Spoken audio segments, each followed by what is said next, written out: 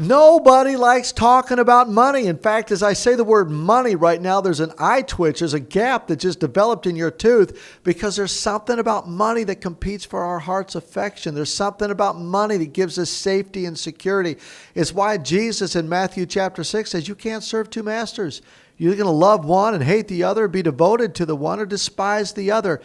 In Luke chapter 16, again, Jesus is talking about money. He's going to say, listen, if you can't be trusted with worldly wealth, how are you going to be trusted with the things of true, genuine wealth?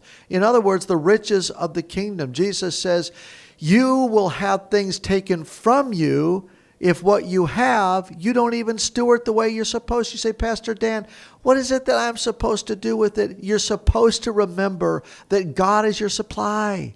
God is your portion. It's why he's going to say, even the flowers of the field are clothed. They're clothed better than Solomon. God knows when one sparrow falls to the ground.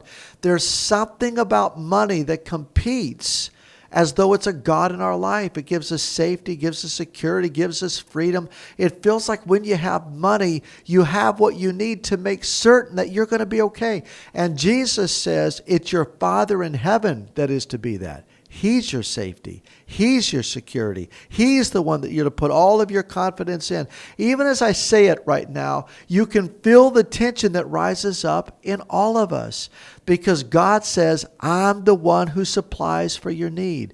Do you know how you know that? If you're giving to God out of your first fruits. In Malachi chapter 3, God actually says, you're robbing me. And he says, you're saying, how is it that I'm robbing you? And the response is because you're not bringing all the tithe into the storehouse. It means, friend, that no matter what God gives you, if it's $10, the first dollar goes to him. When you give to him out of a cheerful heart, it's pressed down, shaken together, it's running over. It's for him. You're saying to God, my heart is yours. I'm entrusting you with what it is that you've entrusted me. And if you do a CAT scan on your heart and you say you're trusting God, but you can't trust God with the $10 of your first 100, then you're not trusting God. If you're only trusting yourself for the whole 100 rather than trusting God for the $90, then you're not really trusting God.